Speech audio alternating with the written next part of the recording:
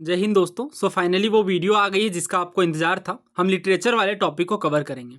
सबसे पहले हम एंशिएंट लिटरेचर को कवर करेंगे, फिर प्रीवियस ईयर क्वेश्चन, और ऐसे ही हम आगे बढ़ते रहेंगे। तो देखिए, हमें काफ़ी सारी चीज़ें यहाँ पे समझनी है इनिशियली। सबसे पहले हम वैदिक फेज में कवर करेंगे। तो जो टेक्स्ट होते हैं वैदिक एरा के, वैदिक एज के, वो दो तरीके के होते हैं। पहली होती है श्रुति, दूसरी होती है स्मृति। मैंने क्या कहा, जो वैदिक लिटरेचर है वो दो तरीके की हैं। पहली है श्रुति, दूसरी है स्मृति। श्रुति का मतलब क्या होता है? सुनना। श्रुति का मतलब क्या होता है? व्हाट इज हर्ड, यानी सुनना। ये संस्कृत का शब्द है श्रुति।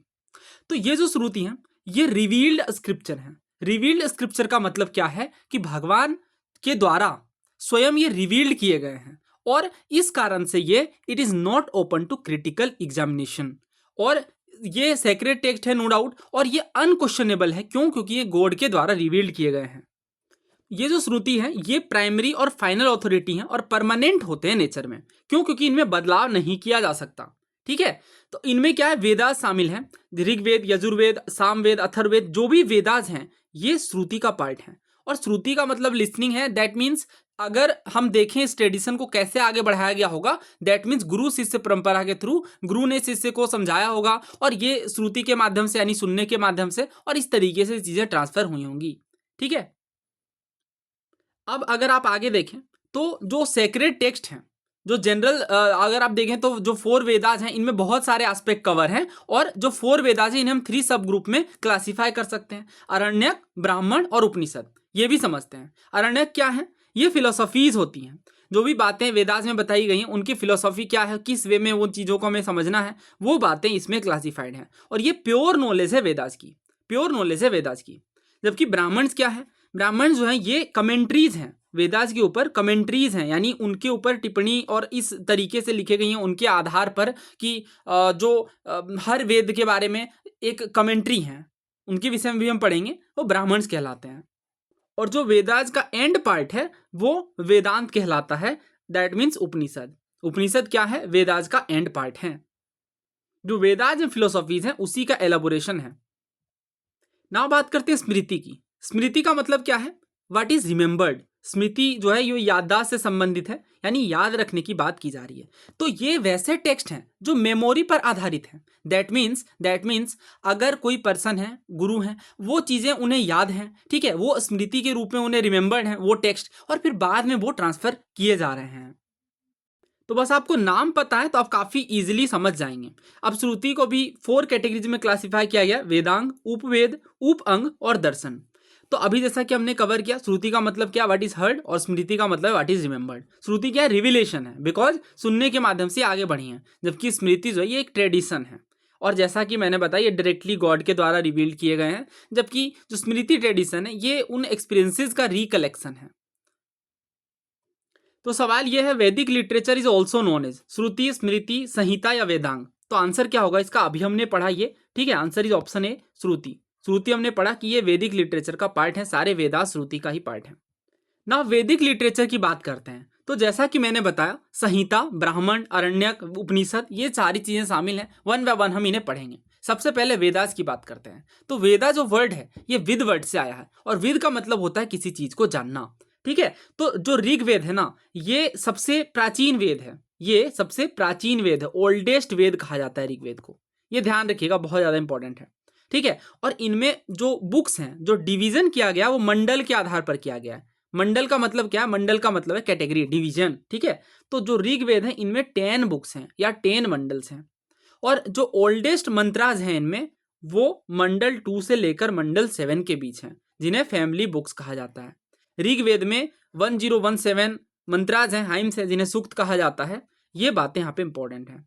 और जो थर्ड मंडल है, यानी जो इसमें थर्ड पार्ट है ऋग्वेद में, ये विश्वामित्र जी के द्वारा कंपोज किया गया है, जिसमें हम फेमस गायत्री मंत्र का जिक्र देखते हैं, जो कि किनको समर्पित है? सोलर डाइटी सावित्री को।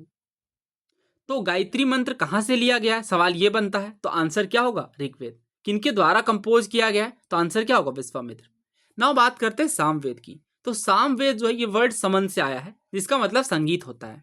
तो आपसे सवाल बस यही बनता है सामवेद के बारे में कि संगीत वाला वेद कौन सा है? सामवेद है।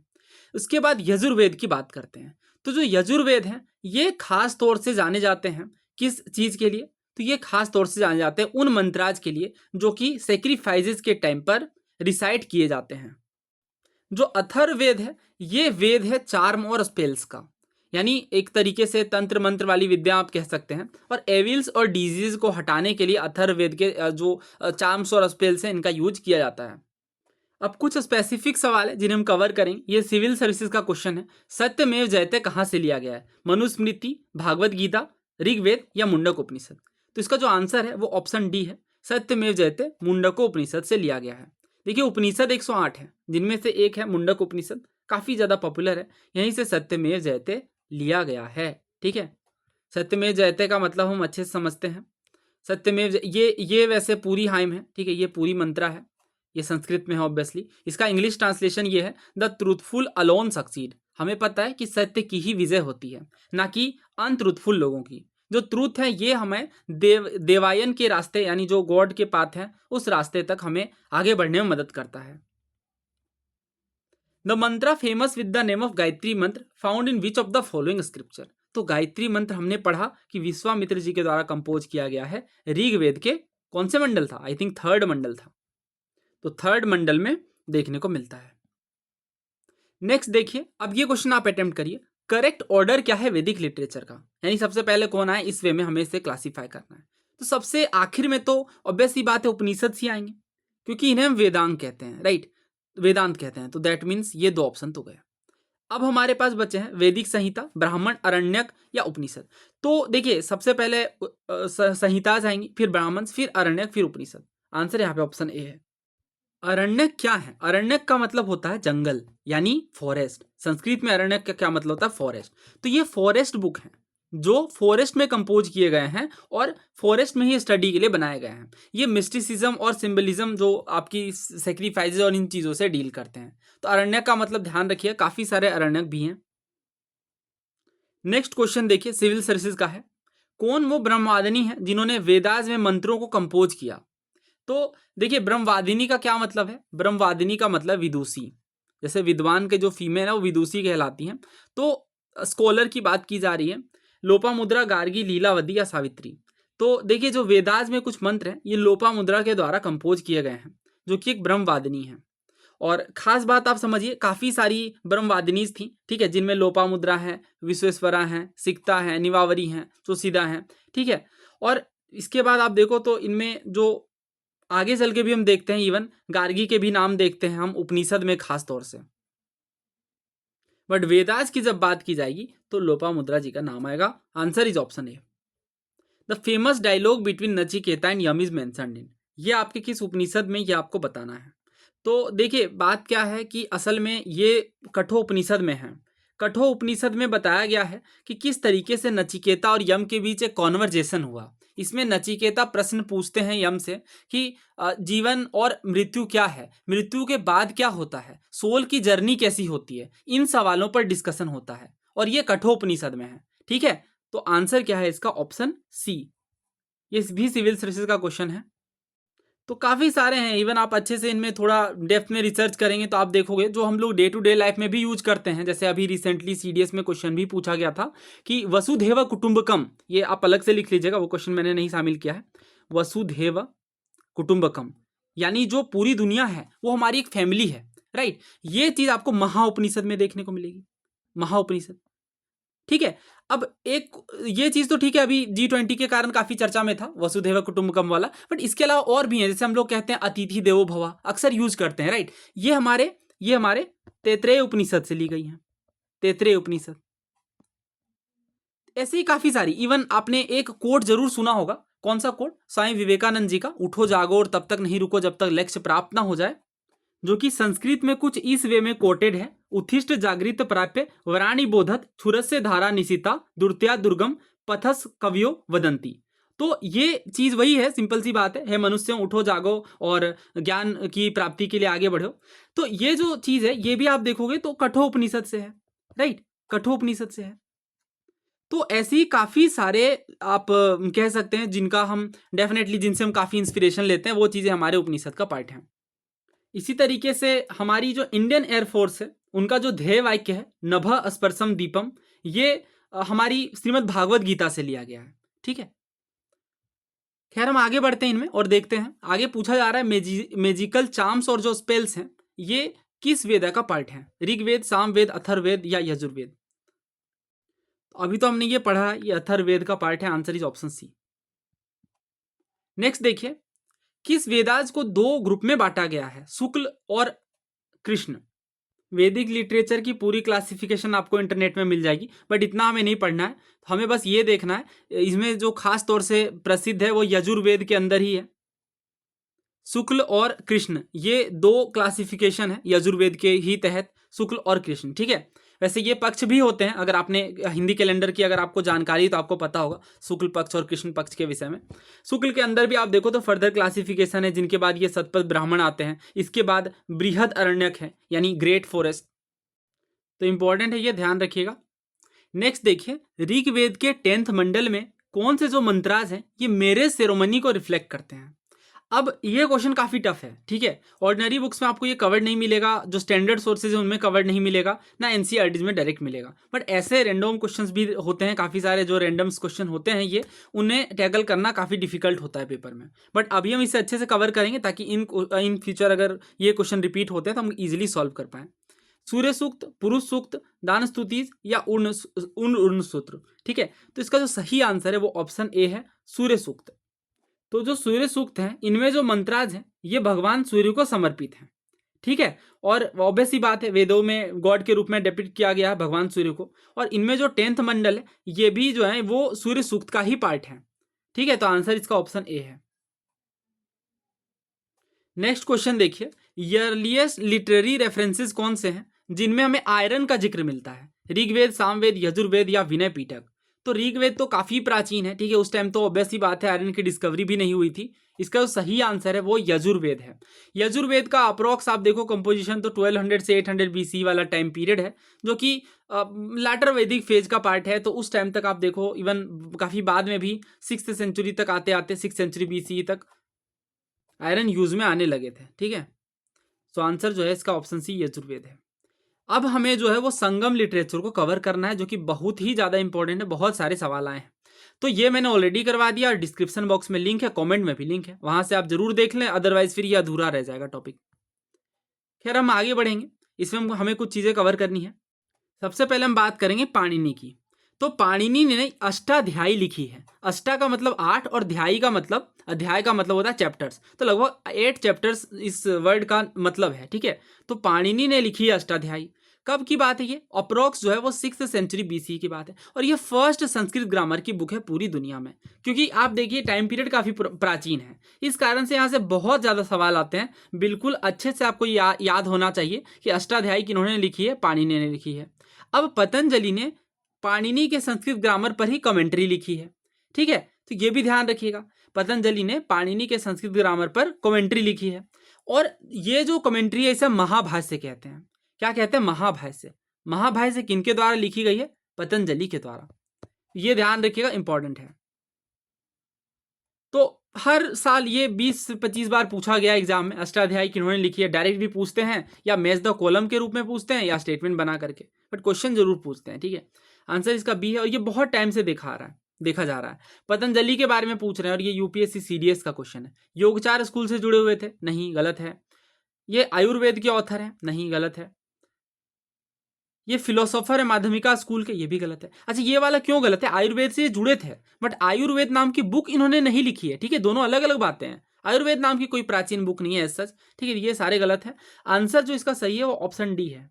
ये पाणिनि के संस्कृत ग्रामर के कमेंट्री के ऑथर हैं। कमेंट्री का मतलब अपनी विचारधाराओं, अपने पर्सपेक्टिव से किसी बुक के बारे में लिखा जाता है तो वो कमेंट्री कहलाती है। बाकी सारी चीजें मैंने यहाँ पे मेंशन कर दी हैं। माध्यमिका स्कूल जो है ये नागार्जुन इनके फाउंडर हैं। बुद्धिज्म के टाइम पे हमने काफी डिटेल में कवर किया था, क्वेश्चन भी पूछा यूपीएससी ने 2023 में।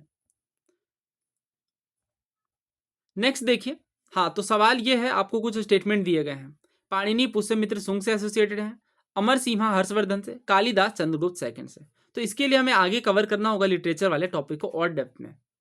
बट आगे बढ़ने से पहले हमें, क्योंकि हम क्रोनोलॉजिकली कवर कर रहे हैं, रेंडमली नहीं, तो इसके बाद हमें कवर करना था बुद्धिस्ट और जैन लिटरेचर, जो कि हमने ऑलरेडी कर लिया। ये वाली वीडियो है, ठीक है, लगभग 1.25 घंटे की है। इसमें हमने ना केवल बुक्स को कवर किया है बल्कि कंप्लीट बुद्धिज्म और जैनिज्म पर बात करी है। तो इसे हम कवर करते हैं, बट पहले हम मॉडर्न लिटरेचर को समझते हैं। सबसे पहले आएगी कौटिल्य की अर्थशास्त्र। जो कौटिल्य की अर्थशास्त्र स्टेट क्राफ्ट से डील करती है। स्टेट क्राफ्ट का मतलब एक राजा को कैसे राजपाट चलाना चाहिए, उस चीज से कौटिल्य की अर्थशास्त्र डील करती है। तो ये बहुत ज्यादा इंपॉर्टेंट है, ठीक है। अब आप देखो तो स्टेट क्राफ्ट की बात तो करी ही गई है, और भी काफी सारी चीजें इसके अंदर कवर्ड हैं। जैसे इस क्वेश्चन को देखिए, CDS 2022 में पूछा गया, किस इंडियन थिंकर ने पहली बार फूड फॉर वर्क प्रोग्राम की बात करी, जिनसे फेमाइन को कम किया जा सके। यानी जो कई बार अकाल जैसी सिचुएशन आती है, जिनमें भोजन अवेलेबल नहीं हो पाता है और उसके कारण लोगों की जाने जाती हैं, उस चीज़ को रोकने के लिए फूड फॉर वर्क वाले प्रोग्राम की शुरुआत किनके द्वारा की गई। अब ये काफ़ी टफ क्वेश्चन है, right. But first Indian thinker से थोड़ी क्लैरिटी, पहली चीज़। दूसरी चीज़ ये थोड़ी राजा वाली बात, मतलब राजा का ही ये काम होगा ना, तो राजा को एडवाइस देने के रूप में, तो इनमें हम जा सकते हैं कौटिल्य के साथ। वैसे इन क्वेश्चंस को आंसर करना काफ़ी डिफिकल्ट होता है, ठीक है। और जब आप पूरी अर्थशास्त्र ओपन करेंगे तो उनमें फिर ये बात देखने को मिलेगी। बाकी आप आर्यभट्ट को तो एलिमिनेट कर ही सकते हो, क्योंकि इस तरीके की बातें नहीं देखने को मिलती है, साइंटिफिक बातें रहती हैं। इसके बाद हमें एक चीज़ और समझनी है, कौटिल्य की साप्तांग थ्योरी। जो ये साप्तांग थ्योरी है, ये बताती है कि राजा को बेहतर ढंग से राजपाट के लिए 7 चीज़ों की जरूरत पड़ती हैं, और 7 चीज़ें ही शामिल हैं इनमें। जैसे पहली चीज़ ये कहते हैं, राजा खुद यानी स्वामी यानी किंग।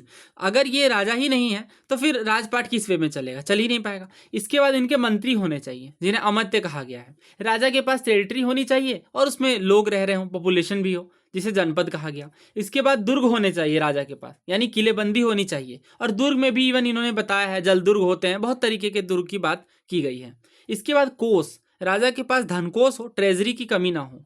दंड भी हो, यानी आर्मी हो, अगर कोई दूसरे राजा बगावत करते हैं तो उस केस में दंड का प्रयोग किया जाए। राजा के मित्र होने चाहिए, एलाय होने चाहिए, ठीक है। और इस तरीके से इन्होंने क्लासीफाई भी किया है। जैसे आम जो है ये फोर्ट का काम कर रहे हैं, ये हाथ, ठीक है। इसके बाद जो फीट है ये पॉपुलेशन है, जो ईयर्स है वो एलाइज हैं, आईज हैं मिनिस्टर्स, हेड जो है ये खुद किंग है, माउथ ट्रेजरी है। इस तरीके से इसे क्लासीफाई किया गया है। तो ये क्वेश्चन CDS में आया था 2016 में। साप्तांग थ्योरी का कौन पार्ट नहीं है? अमात्य है, जनपद है, दुर्ग है, बट धम्म नहीं है। धम्म का मतलब तो धर्म है ना। धम्म का मतलब यहाँ पे क्या है, अशोक की जो धम्म पॉलिसी थी, जिन्हें उन्होंने काफ़ी सारी बातें करी, पीस की, टॉलरेंस की, राइट। तो ये चीज़ जो है वो साप्तांग थ्योरी का पार्ट नहीं है। नेक्स्ट क्वेश्चन, पतंजलि के महाभाष्य के बारे में पूछ रहे हैं, CDS का ही सवाल है। It makes a mention of Kautilya, यानी कौटिल्य का जिक्र मिलता है। दूसरा कह रहे हैं ये बुक है ग्रामर पर और रेफर करती है हिस्टोरिकल पर्सनालिटीज को इंसिडेंटली। तो देखिए, हमने पढ़ा कि हाँ, पतंजलि के महाभाष्य जो है ये ग्रामर की बुक है, ये बात सही है। बट कौटिल्य का जिक्र इसमें नहीं मिलता है, काफी प्राचीन है ये ना। पतंजलि जो है ये काफी पुराने टाइम पीरियड से एसोसिएटेड है, कौटिल्य तो मॉडर्न वन से है, ठीक है। तो इस कारण से डिफरेंस गैप है, मतलब टाइम गैप है, ठीक है। आंसर जो है वो बी है, 2 ओनली। वैसे भी आप समझ सकते हो, महाभाष्य जो है वो ग्रामर की बुक है, तो इनमें कौटिल्य का जिक्र क्यों रहेगा स्पेसिफिकली। नेक्स्ट देखते हैं उसी टाइम पीरियड मेगास्थनीज, जो कि मेगास्थनीज जिन्होंने इंडिका लिखी है। बेसिकली ये मॉडर्न डायनेस्टी के टाइम पर आते हैं और इंडिका के अनुसार काफ़ी सारी चीज़ें ये बताते हैं, उस समय की सोसाइटी कैसी थी, इकोनॉमी कैसी थी, ठीक है, लोग किस तरीके से जी रहे थे। तो बार बार सवाल यही पूछेंगे आपसे कि इंडिका किन्होंने लिखी है, मेगास्थनीज ने। एक लेवल अगर ऊपर जा करके पूछना चाहेंगे तो वो आपसे पूछते हैं, जैसे अभी स्टेट PSC में पूछा गया था, आई थिंक बिहार PSC में, जिसमें आपसे ये पूछा गया था कि इंडिका के अकॉर्डिंग, इंडिका जो बुक है जो कि मेगास्थनीज के द्वारा लिखी गई है, इसके अकॉर्डिंग सोसाइटी जो है वो कितने क्लासेस में डिवाइडेड है, ठीक है। तो 7 क्लासेस में डिवाइडेड है।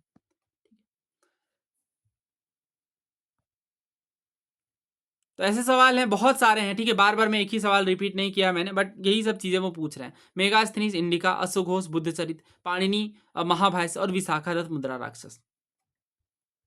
तो अभी तो हमने पढ़ाई है कि महाभाष्य किन्होंने लिखी है, महाभाष्य लिखी है पतंजलि ने। पाणिनि ने क्या लिखा है, अष्टाध्यायी। तो आंसर इज ऑप्शन सी, क्योंकि यही गलत है ना। फॉरेनर्स ने कौन कौन सी बुक लिखी, तो पेरिप्लस ऑफ द इरिथियन सी, ये सबसे ज्यादा फेमस है, जो कि ग्रीक में लिखी गई है। इनके ऑथर का नाम नहीं पता, अज्ञात है। टोलमी की ज्योग्राफी की बात करते हैं तो ये ग्रीक में लिखी गई 150 AD में। इसमें बताया गया कि इंडिया और रोमन एम्पायर के बीच काफी अच्छा ट्रेड हो रहा था। इसके बाद आती है प्लिनी द एल्डर की नेचुरलिस हिस्टोरिका, ये लैटिन में लिखी गई है और ये इंडिया और इटली के बीच ट्रेड को दिखाती है। सवाल यह है कि periplus of the Erythraean sea किन्होंने लिखा, तो आंसर होगा none of the above, because इसके ऑथर जो है ये अननोन है, ऑथर के बारे में हमें आइडिया नहीं है। नेक्स्ट देखिए, हाँ, अब हम बात करें गुप्ता पीरियड के लिटरेचर की। तो सबसे पहले सेक्युलर लिटरेचर की बात करेंगे, जो किसी खास धर्म से या एसोसिएटेड नहीं है, बिल्कुल सेक्युलर है। इनमें सबसे पहले नाम आएगा कालिदास जी का। तो जो कालिदास जी हैं, ये चंद्रगुप्त सेकंड के दरबार में थे, और ये हमने पढ़ा हिस्ट्री में काफ़ी डेप्थ में, ठीक है, कि इनके दरबार में जो है वो अष्टाध्यायी, सॉरी माई मिस्टेक, इनके दरबार में जो है वो नवरत्न हुआ करते थे, जैसे अकबर के दरबार में हुआ करते थे, जिनमें सबसे जो प्रसिद्ध हैं वो कालिदास जी हैं। ठीक है, कालिदास जी ने काफ़ी सारी लिखी हैं, काफ़ी सारी उनके टेक्स्ट हैं, जिनमें अभिज्ञान शाकुंतलम है, मालविकाग्निमित्र है, रघुवंशम है, कुमार संभवम है, मेघदूतम है, ऋतु संहार है, काफ़ी सारे बुक्स यहाँ पे शामिल हैं। तो सवाल यही पूछते हैं कि कौन सी बुक कालिदास जी के द्वारा नहीं लिखी गई है, मेघदूतम, कुमार संभवम, उत्तर रामचरितम या ऋतु संहारम। तो आंसर है इसका ऑप्शन सी, बिकॉज बाकी तीनों मेघदूत, कुमार संभव और ऋतु संहार लिखे गए हैं। और भी हैं, शूद्रक की हम बात करेंगे, इनसे भी सवाल बने हैं। फिर विशाखा दत्त जी हैं, फिर भास हैं। तो शूद्रक ने मृच कटिकम लिखी है। शूद्रक ने क्या लिखी है? मृच कटिकम लिखी है। मृच कटिकम का मतलब है कि मिट्टी का कार्ट, ठीक है, लिटिल कार्ट है। और इसमें खास बात आप ये देखो कि ये किनके बीच की लव स्टोरी को दिखाता है, तो चारू दत्त और वसंत सेन के बीच की लव स्टोरी को दिखाता है। तो ये क्वेश्चन पूछा गया है सिविल सर्विसेज में, ध्यान रखिएगा। इसके बाद विशाखा दत्त की बात करते हैं। तो विशाखा दत्त ने मुद्रा राक्षस लिखी है, और मुद्रा राक्षस जो ये बताता है किस तरीके से कौटिल्या ने गद्दी को हासिल किया। विशाखा दत्त ने देवी चंद्रगुप्तम भी लिखी है, जो कि चंद्रगुप्त सेकंड के जो गद्दी में एक्सेशन है उसे दिखाता है, किस तरीके से ये जो सका किंग है बसान, इन्हें मार देते हैं, फिर ये गद्दी पे आते हैं। इसके बाद भास की बात करते हैं। तो भास ने काफ़ी सारे प्लेज लिखे हैं, काफ़ी सारे नाटक लिखे हैं, जिनमें से जो स्वप्नवास वदता है ये सबसे ज़्यादा प्रसिद्ध है। इसके बाद आते हैं माघ, जिन्होंने शिशुपाल वध और भट्टी काव्य लिखा है। डायरेक्ट याद रख लीजिए, सिर्फ ऑथर का नाम, ये डायरेक्ट पूछेंगे। इसके बाद कामंदक हैं, जिन्होंने नीतिसार लिखा है, और ये भी आप देखो तो कौटिल्या के अर्थशास्त्र के इक्विवेलेंट माना जाता है। इसके बाद वज्जिका है, जिन्होंने कौमुद महोत्सव लिखा है, और अमर सिम्हा है, जिन्होंने अमर कोश लिखा है, यानी संस्कृत में डिक्शनरी को कंपाइल किए, क्योंकि ये अमर कोश जो है ये एक लेक्सिकन है। ठीक है, तो यही सब बातें हैं जो इंपॉर्टेंट हैं इनमें। तो क्वेश्चन इनमें डायरेक्ट ही बनेंगे, जैसे पूछा गया नीति सार, जो कि एक ईयरली बुक है पॉलिटिक्स की, किनके द्वारा लिखी गई, तो हमने पढ़ा ये कामंदक के द्वारा लिखी गई है। तो ऐसे ही क्वेश्चन रहते हैं। नाउ हम 6th सेंचुरी BC वाले फेज में एंटर कर चुके हैं, और अब हम पढ़ेंगे आगे। वैसे इनमें और एक आध सवाल है, एक सेकेंड। हाँ, एक सवाल मैं अभी यहीं पे कवर कर दे रहा हूँ। सिविल सर्विसेज 2002 में पूछा गया था, the ancient Indian play Mudrarakshasa of Vishakhadatta has its subject on, यानी जो मुद्रा राक्षस है ये किस थीम पर बेस्ड है। पहला ऑप्शन था कि ये कॉन्फ्लिक्ट है गॉड और डेमन के बीच, जो कि ऑब्वियसली हम नेग्लेक्ट करेंगे इस ऑप्शन को। दूसरा, ये एक रोमांटिक स्टोरी है एक आर्यन प्रिंस की और एक ट्राइबल वीमेन की। तीसरा कह रहे हैं ये स्टोरी है एक पावरफुल स्ट्रगल दो आर्यन ट्राइब्स के बीच। और चौथा, ये कोर्ट इंट्रिगीज को दिखाता है चंद्रगुप्त मौर्य के टाइम पे। तो चौथा वाला सही है। क्यों? क्योंकि आप ये भी तो अंदाजा लगा सकते हैं ना, जो मुद्रा राक्षस है वो किस टाइम पीरियड की है। एक सेकेंड, हाँ, जो मुद्रा राक्षस है वो किस टाइम पीरियड की है, वो है कौटिल्या के टाइम की, और चंद्रगुप्त मौर्य की स्टोरी इसमें एसोसिएटेड है। दैट मीन्स चंद्रगुप्त मौर्य के दरबार के समय को वो दिखाता है। कौन सी बुक? तो मुद्रा राक्षस। ये कोई राक्षस वगैरह की स्टोरी नहीं है, इसलिए ऑप्शन में डेमन वगैरह दे दिया, ऐसा नहीं है। ठीक है, इसके बाद देवी चंद्रगुप्तम, ये भी काफी फेमस है, ये भी ध्यान रखिएगा। इसमें तो नाम में ही स्पष्ट हो रहा है कि चंद्रगुप्त की स्टोरी है, चंद्रगुप्त की। एक और क्वेश्चन है, सिविल सर्विसेज 2016 का है।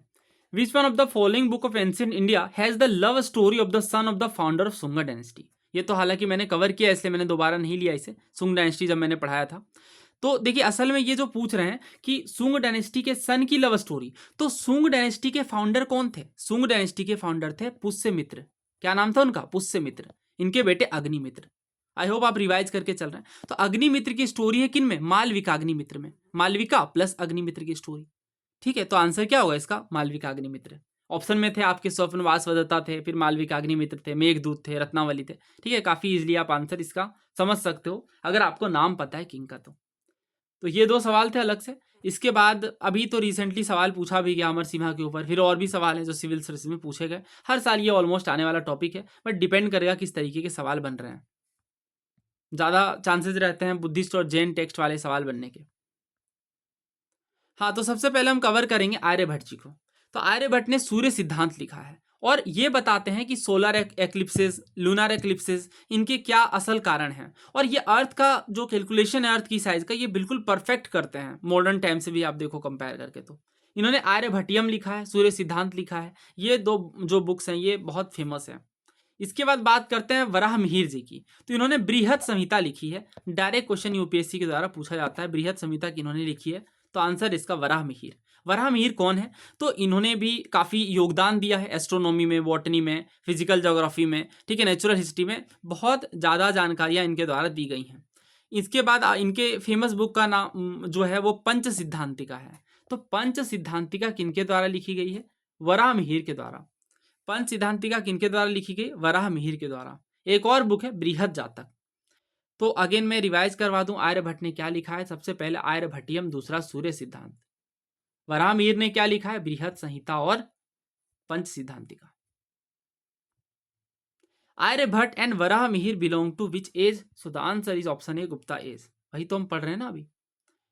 Varaha Mihir wrote the famous book Brihad Samhita. ये किस पर ट्रेटाइज लिखी गई है? अगर आपको पता है कि जो बृहद संहिता है या जो वराह मिहिर जी हैं ये एस्ट्रोनॉमी से जुड़े हुए हैं, तो आप आंसर इसका समझ जाओगे, एस्ट्रोनॉमी। एस्ट्रोनॉमी मतलब खगोल विज्ञान। The ancient Indian medical treatise for horses called Ashvashastra is attributed to which one of the following person? ये काफी टफ क्वेश्चन है टू बी ऑनेस्ट, और ये आपके एनसीईआरटी में भी नहीं है, डायरेक्ट नहीं देखने को मिलेगा, बट अब ऐसे क्वेश्चन बने हैं और ये रिसेंट का ही सवाल है यूपीएससी सीएपीएफ का। तो मैं चाहता हूँ कि या इस कंसेप्ट से जो बुक एंड ऑथर्स है वो हम साथ में ही कवर कर लें। तो इसके लिए हम गुजरात स्टेट बोर्ड की बुक का यूज़ करेंगे, क्योंकि यहाँ से ही एक क्वेश्चन है और इसके अलावा और भी काफ़ी सारी चीज़ें हम पढ़ेंगे।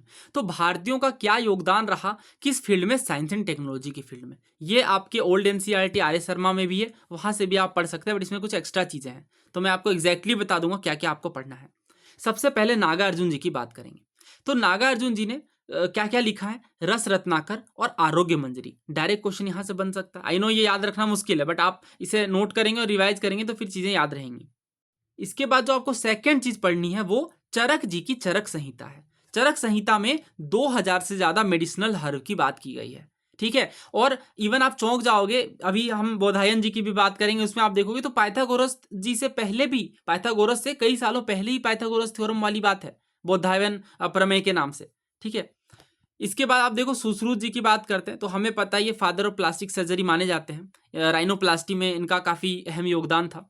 असल में स्टोरी ये है कि इनके सामने एक पर्सन आते हैं युद्ध के बाद, जिनकी नाक पूरी कटी हुई रहती है, तो वो उसकी प्रॉपर सर्जरी कर देते हैं, ठीक है। इनका योगदान है सुश्रुत जी का। इसके बाद आप देखो वाघभट्ट, ये भी नाम बहुत ज़्यादा इंपॉर्टेंट है, डायरेक्ट क्वेश्चन यहाँ से बनेगा, बट आसान रहेगा क्योंकि वाघभट्ट संहिता इन्होंने लिखी है, ठीक है। तो ये हर डॉक्टर के लिए काफ़ी यूजफुल है। इसके बाद और भी चीज़ें हमें समझनी है जो हमें याद रखनी है।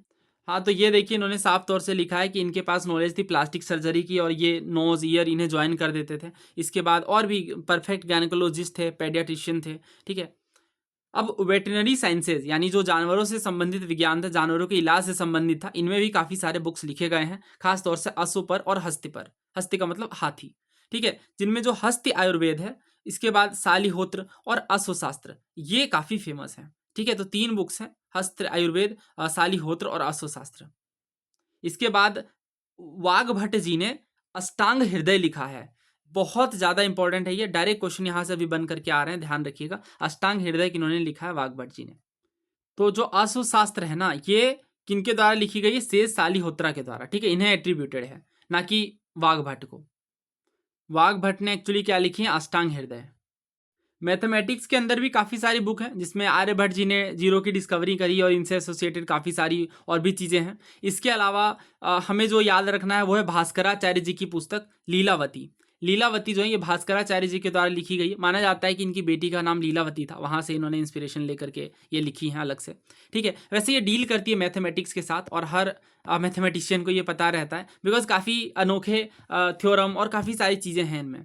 इसके बाद जो एडिशन सब्ट्रैक्शन, इनके साइंस भी डिस्कवर किए गए हैं, ठीक है। ब्रह्मपुत्रा ने ब्रह्मगुप्त ने, हाँ एक और हैं काफ़ी फेमस है ये भी, ब्रह्मगुप्त हैं मैथमेटिशियन, इन्होंने भी बहुत सारे इक्वेशन की बात करी है। जैसा कि मैंने अभी बोधायन जी के विषय में बताया, बोधायन ने ट्राइंगल पॉलिसी और भी जो अभी अपने राइट ट्राइंगल वाली जो ये थ्योरम रहती है, ठीक है, जिनमें जो हाइपोटेनस का स्क्वायर परपेंडिकुलर बेस के स्क्वायर के बराबर होता है, ये चीज़ भी आपको बोधायन प्रमेय में देखने को मिलेगी। इसके बाद आप देखो तो आर्यभट्ट जी ने जो है वो पाई की वैल्यू को मेंशन करा है अपने बुक आर्यभट्टियम में, जो कि बहुत ही ज़्यादा एग्जैक्ट है, ठीक है। इसके साथ ही आप देखो तो और भी काफ़ी सारे बुक हैं, जिनमें आर्यभट्टियम है जो हमने पढ़ा, इसके बाद 10 गीतिका है। अब ये कुछ लिस्टिंग है अदर साइंसेज की। अब ये मैं आपको याद तो करने को नहीं कहूँगा, बट इनमें कुछ जो है वो आपको याद रखना पड़ेगा। जैसे योग शास्त्र, ये पतंजलि जी के द्वारा लिखी गई हैं, ये एक ज़्यादा इंपॉर्टेंट है। इसके बाद और भी हैं इनमें, जिनमें चिकित्सा संग्रह है जो कि चक्रपाणि दत्ता जी के द्वारा लिखी गई हैं। इन पे क्वेश्चन एक्सपेक्टेड है, बिकॉज चक्रपाणि दत्ता काफ़ी ज़्यादा चर्चा में थे, न्यूज़ में भी सवाल, न्यूज़ में भी ये थे। इसके बाद वराह मिहिर जी की बात करें तो इन्होंने बृहद संहिता लिखी है, ठीक है, जो कि regarding effects of planet on main future, यानी इंसान के भविष्य में ग्रहों का क्या योगदान रहता है, राइट, एस्ट्रोलॉजी। और इसके बाद आप देखो तो काफ़ी सारी और भी चीज़ें बताई गई हैं इनमें। वाघभट्ट जी की बुक का नाम खास तौर से याद रखिएगा, अभी हम पढ़ेंगे भर्तृहरि और वराह मिहिर के बारे में स्पेसिफिकली। हाँ, तो अभी ही पढ़ लेते हैं। तो देखिए जो भर्तृहरि हैं ये 7th सेंचुरी एडी के हैं, और इन्होंने जो बुक लिखी है उनका नाम है श्रृंगार शतक, नीति शतक और वैराग्य शतक, ठीक है, 3 शतक के ये ऑथर हैं, ध्यान रखिएगा। इसके बाद भभूति जी की बात करते हैं, तो ये डायरेक्ट क्वेश्चन बना था, राइट, भभूति के ऊपर। तो ये 8th सेंचुरी से संबंधित है, और इन्होंने जो बुक लिखी है उनमें सबसे फेमस है मालती माधव, इसके बाद उत्तर रामचरित और महावीर चरित। तो क्वेश्चन ये था सिविल सर्विसेज 2021 में, with reference to the history of ancient India, Bhabhuti, Hastimalla and Kshemeshvara were famous for. तो अभी हम तीनों के विषय में पढ़ लेंगे। ऑप्शन थे हमारे पास, ये जैन मंक्स थे, दूसरा ऑप्शन था ये प्ले राइट्स थे मतलब नाटककार, तीसरा था ये टेम्पल आर्किटेक्ट हैं, चौथा ये फिलोसोफर है। तो ऑब्वियस ही बात है, ये तो बहुत ही आसान सवाल था। भभूति जी जो है ये इन्होंने बुक लिखी है मालती माधव के नाम से, उत्तर रामचरितम, तो ये ऑब्वियस ही बात है, प्ले राइट है। प्ले राइट का मतलब नाटककार, जिन्होंने नाटक लिखी है। और भी बुक्स हैं, वात्स्यायन ने कामसूत्र लिखी है, सुबंधु ने वासवदत्ता, सोमदेव ने कथा सरित सागर, बुद्ध स्वामी ने श्लोक संग्रह, क्षेमेंद्र ने, अभी जिसके बारे में पूछा गया, ठीक है, ये बृहत मंजरी के ऑथर हैं। हर्षचरित ने, सॉरी, बाणभट्ट ने हर्षचरित लिखी है, और हर्षवर्धन ने रत्नावली, नागनंद और प्रियदर्शिका। तो ये मैं पूरा एक्सप्लेन कर दूं क्योंकि इस पे सवाल बहुत ज़्यादा बन रहे हैं, अभी रिसेंटली पूछा भी गया सीडीएस में, सॉरी सीडीएस में नहीं, सीएपीएफ में पूछा गया। ये सारे क्वेश्चन मैंने ऑलरेडी कवर करवाए हैं, ठीक है। क्वेश्चन ये था कि विच one of the following book was authored bye Harshvardhan. Option थे हर्षचरित, दूसरा ऑप्शन था कादम्बरी, तीसरा ऑप्शन था रत्नावली, और चौथा ऑप्शन था गीत गोविंद। तो आंसर क्या होगा, ये तो सामने है आपके, ठीक है। तो आंसर ऑब्वियसली बात है रत्नावली होगा। तो रत्नावली, प्रियदर्शिका, नागानंद ये हर्षवर्धन के द्वारा लिखे गए हैं। तो इसे आप कैसे याद रखोगे? हाँ, तो ऐसे आप याद रख सकते हो, हर्षवर्धन को रत्न प्रिय है, रत्न होते हैं ना आपके, और रत्न प्रिय हैं, और ये इसे आनंद देते हैं, ठीक है। तो सारी चीज़ें यहाँ पे कनेक्ट हो जाएंगी। और जो हर्षवर्धन है, इनके जो दरबारी कवि हैं, जो कोर्ट पोइट हैं, उनका नाम है बाणभट्ट। बाणभट्ट ने ही हर्षचरित लिखी है, ठीक है, गलत प्रोनाउंस मत करिएगा, ये बाणभट्ट है। पोस्ट गुप्ता पीरियड की बात करते हैं तो सबसे फेमस बुक आएगी कर्पूर मंजरी। कर्पूर मंजरी सौर सैनी प्राकृत में लिखी गई हैं, और ये इन्होंने अपनी वाइफ को खुश करने के लिए, अवंती सुंदरी जिनका नाम था, ये लिखी गई थी, ठीक है, कर्पूर मंजरी। इसके बाद काव्य मीमांसा है, जो कि पोएट्स के लिए गाइड है, मतलब एक लेखक को किस वे में लिखना चाहिए, एक अच्छे पोएम में क्या क्या चीज़ें शामिल रहती हैं ना। इसके बाद हम देखते हैं पल्लवा पीरियड के कुछ बुक। तो इसमें आते हैं दंडी। अब दंडी पर भी सवाल बना है सिविल सर्विसेज में, ठीक है, तो ध्यान रखिएगा। वैसे भी कई बार पूछा गया है, सीडीएस में भी पूछा गया है कि 10 कुमार चरित्रम किन्होंने लिखी, दंडी ने, ठीक है।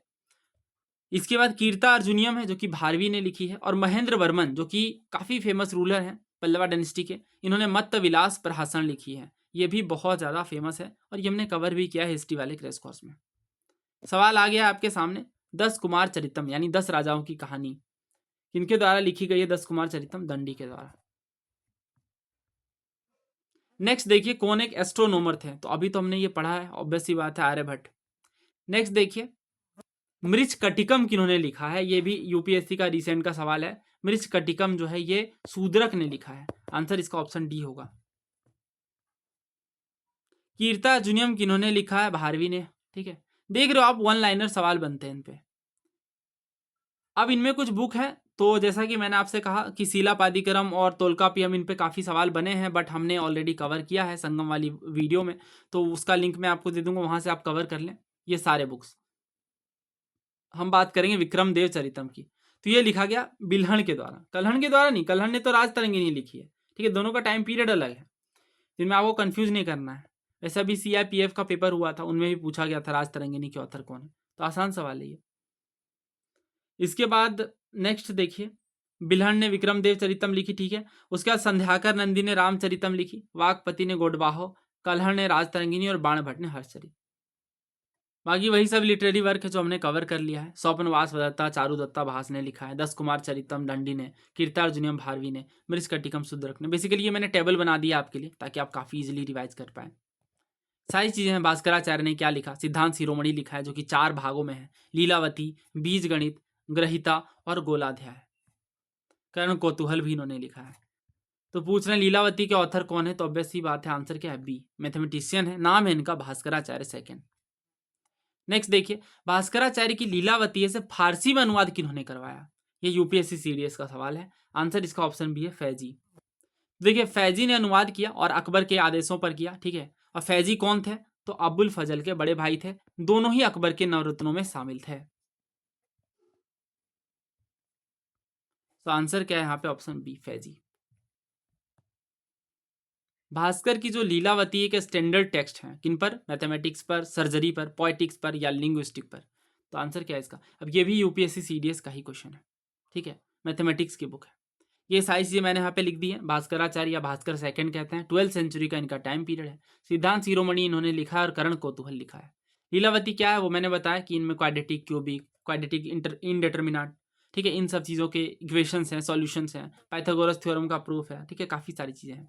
अबुल फैजी ने, यानी अबुल फजल के भाई फैजी ने अनुवाद करवाया फारसी में 1587 में। अब ना हम आगे बढ़ेंगे और ईयरली मेडिवल वाले फेज की बात करेंगे। तो इनमें आता है अल बरूनी का नाम। अल बरूनी भारत आते हैं महमूद गजनी के साथ। अच्छा, ये सेक्शन में कंप्लीटली इसलिए छोड़ रहा हूँ, इनमें काफ़ी सारे सवाल हैं, इस कारण से, पहला रीजन। दूसरा ये कि ये मैंने कंप्लीट पढ़ाया है, कहाँ पे, तो एक चैप्टर है आपकी थीम्स एनसीईआरटी में, मैं एग्जैक्टली बता भी दे रहा हूँ ताकि आपको बाद में दिक्कत ना, और मैं सारा ये वीडियो प्रोवाइड भी कर दूंगा, ठीक है, आपको बहुत कम एफर्ट लगेगा सारी चीज़ें ढूंढने में। जो थीम्स एनसीईआरटी हैं, थीम्स एनसीईआरटी, उनमें आप देखो तो एक चैप्टर है through the eyes of travellers. तो उसमें इनिशियली काफ़ी सारा डिस्कशन है, जैसे अभी क्वेश्चन पूछा गया आपके सीडीएस में कि किताबुल हिंद किस भाषा में, अरेबिक में है, ठीक है, और भी काफ़ी सारी एसोसिएटेड चीज़ें हैं। अल बरूनी ही नहीं बल्कि इब्न बतूता ने भी किताबें लिखी हैं, उस पर भी सवाल बने हैं, ठीक है, तो वो सब कुछ वहाँ से आप कवर कर लें। यहाँ पर बस मैंने रेफरेंस के लिए लिख दिया है, पीवाईक्यूज नहीं इंक्लूड किए हैं। अब बात करेंगे आगे, और हम दिल्ली सल्तनत की भी बात करते हैं। तुगलक डायनेस्टी में अगर हम देखें तो फिरोज शाह तुगलक ने ज्वालामुखी टेम्पल पर अटैक करा नागरकोट में, और इसके बाद काफ़ी सारे संस्कृत मैन्यूस्क्रिप्ट को इन्होंने लिया। अब ये सवाल आप देखो, इन्होंने यूपीपीएससी में पूछा था कि नागरकोट से कि इन्होंने संस्कृत बुक्स को जो है वो ट्रांसलेट करवाया, मतलब किसके नेतृत्व में ये हुआ। तो क्वेश्चन में ही इन्फो दे दी गई है कि फिरोज तुगलक ने अपने कैंपेन के दौरान संस्कृत बुक्स को लिया और फिर ट्रांसलेट करवाया। तो असल में ये हुआ था अजीजुद्दीन खान के नेतृत्व में। ऐसे फैक्चुअल क्वेश्चन होते हैं, काफ़ी टफ होते हैं, बट अगर आप पीवाईक्यूज कर लेंगे अच्छे से, तो अगर ये रिपीट करें तो एटलीस्ट हमारे चांसेस बढ़ जाएंगे। नेक्स्ट देखिए, अब विजयनगर एम्पायर के अंदर आप देखो तो ये भी मैंने कंप्लीट कवर करवाया है, बट स्टिल हम दोबारा कवर करेंगे। तो इनमें सवाल क्या बनता है, वही सब चीज़ें हैं, जैसे डिंडिमा ने, ये आपके संगम डायनेस्टी के दरबार में थे। इसके बाद कृष्णदेव राय जी हैं जिन्होंने जाम्बवती कल्याणम लिखा और उषा परिणम लिखा। जैसे ये देखिए, पूछ रहे हैं कौन कोर्ट पोएट नहीं थे कृष्णदेव राय के दरबार में, तिम्माना, दुर्जती, मल्लाना या सिद्धेश्वर। तो सिद्धेश्वर नहीं थे। और ये जो क्वेश्चन है ये मैंने कंप्लीट एनालिसिस करी, उस टाइम पे मैंने बताया इसका सोर्स क्या है, ठीक है, और ऐसे क्वेश्चन कैसे टैकल करें। अब देखिए, हम मुगल पीरियड के लिटरेचर की बात करेंगे। इनमें भी काफ़ी ज़्यादा आप किसी भी बुक का रेफरेंस के तौर पर ले सकते हैं। लूसेंट है, अरिहंत है, बहुत सारी बुक्स हैं, ठीक है, जिनमें आपको क्या क्या याद रखना है। तो सबसे पहले बात करेंगे हम, एक सेकेंड, हाँ, सबसे पहले हम बात करेंगे बाबरनामा की। बाबरनामा, बाबरनामा जो है ये लिखा गया बाबर के द्वारा, बाबर की आत्मकथा है। तो पहली चीज़ आपको यहाँ पे नोट करनी है कि ये चगताई तुर्क में लिखी गई है, चगताई तुर्क में, ठीक है, चगताई तुर्क में ये लैंग्वेज है जिसमें लिखी गई है बाबर की आत्मकथा। बाबर के बाद कौन से मुगल बादशाह आते हैं, हुमायूं। तो हुमायूं नामा किसने लिखी है, गुलबदन बेगम ने, हुमायूं नामा, ठीक है, गुलबदन बेगम ने। इसके बाद थर्ड आता है अकबरनामा। अकबरनामा हम सबको पता अबुल फजल ने लिखा है, ठीक है, अबुल फजल ने, अबुल फजल ने अकबरनामा लिखी है। एक और बुक है अकबर की टाइम की, काफ़ी फेमस है, तबकाते अकबरी, तबकाते अकबरी। ये लिखी गई है ख्वाजा निज़ामुद्दीन बख्श के द्वारा, निज़ामुद्दीन बख्श। ये लिस्ट आपको मिल जाएगी वैसे, ठीक है, आपको लिखने की नीड नहीं है। इसके बाद तबकाते जहांगीरी, जहांगीर ने लिखी है, ठीक है। इसके बाद एक आलमगीरनामा है, ये भी काफ़ी फेमस बुक है, ये मिर्ज़ा मोहम्मद काजिम ने लिखी है, ठीक है। और ये औरंगजेब के ही स्टोरी को बताता है फर्स्ट 10 ईयर्स के। इसके बाद मसारे आलमगीरी है, जो कि साकी मुस्तैद खान ने लिखी है, साकी मुस्तैद खान ने। ये औरंगजेब की जो राय है ये उनके डेथ के बाद लिखी गई है, किस तरीके से औरंगजेब रूल करते हैं, हो गए। उसके बाद एक दो काफ़ी फेमस बुक है, जैसे मुंतखाब उल तवारिख है, मुंतखाब उल तवारिख, ये अकबर के टाइम पे बदायूनी ने लिखी है, ठीक है। एक और काफ़ी फेमस बुक है तारीख़ अल्फ़ी, तारीख़ अल्फ़ी जो है ये मुल्ला दाऊद ने लिखी है, मुल्ला दाऊद ने। ये सब हैं कुछ फेमस। इसके बाद आपके आते हैं तारीखें हो गए, हाँ एक और है फुतुहात आलमगीरी, फुतुहात आलमगीरी, ये लिखी गई ईश्वर दास के द्वारा, ईश्वर दास के द्वारा, ठीक है। और इसके बाद एक काफ़ी फेमस बुक है शाहजहां के टाइम की, बादशाहनामा या बादशाहनामा, ठीक है। ये लिखी गई है अब्दुल हमीद लाहौरी के द्वारा, और ये शाहजहां के जो टाइम पीरियड है उसे दिखाता है, ये ध्यान रखिएगा, काफ़ी फेमस है। यही है कुछ इंपॉर्टेंट। हाँ एक और है सिर्रे अकबर, ये मैंने आपको पहले ही पढ़ाया है। सिर्रे अकबर जो ये उपनिषदों का अनुवाद है, ठीक है, जो कि दारा सिकोह के द्वारा करवाया गया है। दारा सिकोह कौन? औरंगजेब के बड़े बेटे। ये वैसे केबीसी में पूछा गया था 1 करोड़ अमाउंट में। इसके बाद और भी कुछ फेमस है, जैसे कुछ आपके जो सूफी सेंट्स की बायोग्राफीज़ हैं, जिसमें सफ़ीनात उल औलिया हैं, मजमाउल बहरीन है, बट वो हम सेपरेटली डिस्कस करेंगे भक्ति सूफी वाले टाइम पीरियड में, उसमें हम इनके लिटरेचर को भी डिस्कस करेंगे। तबकाते अकबरी जो कि ज़्यादा रिलायबल मानी जाती है अकबरनामा से ज़्यादा, ये किनके द्वारा लिखी गई थी? तो तबकाते अकबरी जैसा कि हमने देखा, इसका आंसर क्या है? ऑप्शन बी, निज़ामुद्दीन अहमद के द्वारा लिखी गई है। अब्दुल हमीद लाहौरी ने लिखी है बादशाह नामा, और हुमायूं नामा लिखी है गुलबदन बेगम ने। तारीख दाऊदी के ऑथर कौन है? तो ये सवाल बनते हैं, ठीक है, स्टेट पीएससी में ज़्यादा पूछे जाते हैं। कॉस्ट बेनिफिट रेशियो उतना भी बुरा नहीं है, आंसर होगा इसका ऑप्शन बी, अब्दुल्ला। अकबरनामा और बादशाहनामा दो इंपॉर्टेंट मुगल ऑफिशियल हिस्ट्रीज हैं। अकबरनामा अब्दुल हमीद लाहौरी के द्वारा लिखी गई और बादशाहनामा अबुल फजल के द्वारा। उल्टा पुल्टा कह रहे हैं, अकबरनामा अबुल फजल ने लिखी है, जबकि बादशाहनामा अब्दुल हमीद लाहौरी ने लिखी है। अकबरनामा 3 बुक में डिवाइडेड है, इसमें तीसरी बुक आईने अकबरी है, तो दूसरा गलत है। दैट मीन्स जो आंसर है वो ऑप्शन बी है, 1 और 3। नेक्स्ट देखिए, अमेरिका की डिस्कवरी को कौन से मिडिवल इंडियन राइटर रेफर करते हैं? तो इसका आंसर है अबुल फजल। देखिए अबुल फजल जो है ये बताते हैं अपनी आईने अकबरी में कि अमेरिका की डिस्कवरी किस वे में हुई। तो आंसर इज ऑप्शन डी, और ये सिविल सर्विसेज का क्वेश्चन है। अब ये जो क्वेश्चन है ये मैं आपके लिए छोड़ रहा हूँ, ठीक है, नेक्स्ट लेक्चर में मैं इसका आंसर जरूर दूंगा, आप इसे ट्राई करिए। आई नो काफ़ी ईजी है आपके लिए। तो मिलते हैं जल्दी नए टॉपिक के साथ। धन्यवाद, जय हिंद।